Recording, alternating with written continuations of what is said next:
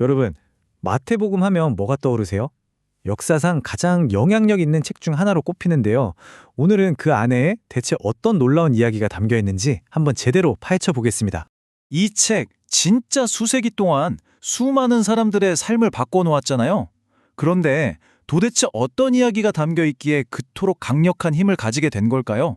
궁금하지 않으세요? 마태복음은요, 단순히 한 인물의 기록이 아닙니다. 이건 바로 아주 오래전부터 예언되었던 한 왕과 그가 가져온 새로운 왕국에 대한 정말 거대한 서사시라고 할 수 있죠. 자, 지금부터 그 장대한 이야기 속으로 함께 들어가 보시죠. 자, 모든 위대한 왕의 이야기에는 그 시작, 즉 혈통이 정말 중요하죠. 마태복음도 똑같아요. 딱 시작하자마자 주인공의 정체성, 그러니까 이 사람이 대체 누구인가를 밝히는 것에부터 출발합니다.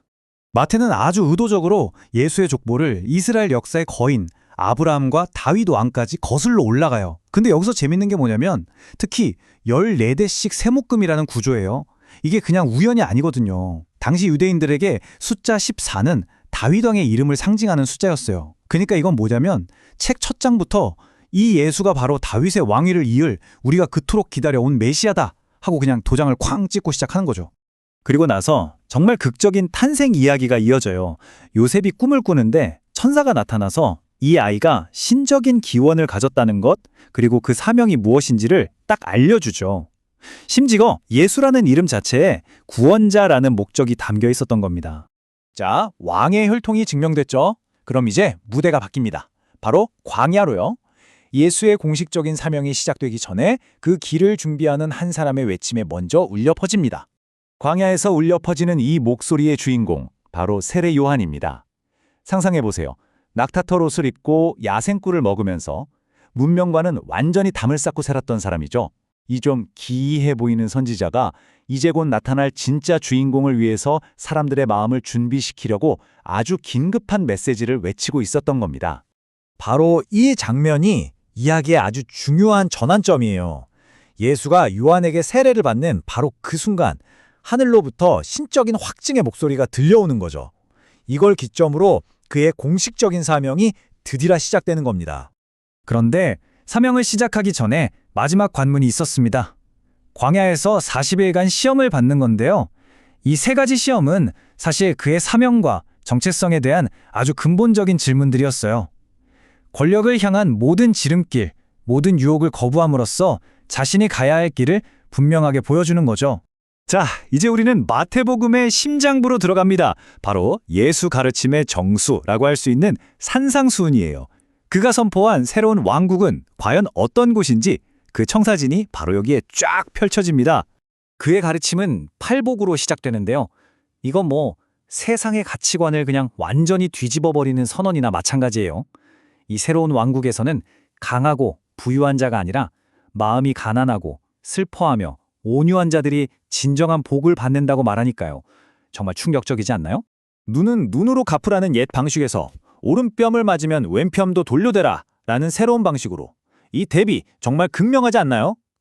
이게 바로 산상수훈이 요구하는 기준이 뭔지를 딱 보여주는 거예요. 단순히 겉으로 드러나는 행동을 넘어 우리 마음속 가장 깊은 동기까지 바꾸라는 진짜 혁명적인 요구인 셈이죠. 가르침의 초점은 계속해서 겉이 아니라 속을 향해요. 사람들한테 보여주려고 막 요란하게 하는 종교행위? 그게 아니라는 거죠. 오히려 아무도 보지 않는 곳에서 하는 기도, 그리고 미래에 대한 염려를 내려놓는 내면의 신뢰를 훨씬 더 중요하게 여깁니다. 자, 이렇게 혁명적인 가르침을 선포했어요. 그럼 그 다음은 뭘까요? 말만 해서는 안 되잖아요? 이제 그 가르침에 걸맞은 권위가 있다는 걸 직접 보여줘야겠죠? 이야기는 이제 예수의 놀라운 행동으로 그 권위를 증명하는 단계로 넘어갑니다. 마태복음 8장, 9장, 그리고 14장에 묘사된 기적들을 보면요. 그가 가졌다고 전해지는 권능의 범위가 정말 상상을 초월합니다. 질병에서부터 자연, 영적인 세계, 그리고 물질의 한계까지 모두 아우르는 모습을 보여주죠. 수많은 기적 중에서도 특히 5,000명을 먹인 이 사건은 그 스케일이 정말 어마어마해요. 근데 여기서 5,000명은 성인 남자만 센 거거든요. 그러니까 여자와 아이들까지 합치면 실제로는 10,000명에 훌쩍 넘는 인원이었을 겁니다. 이 구체적인 숫자가 그의 권능이 얼마나 거대했는지를 정말 생생하게 보여주는 거죠.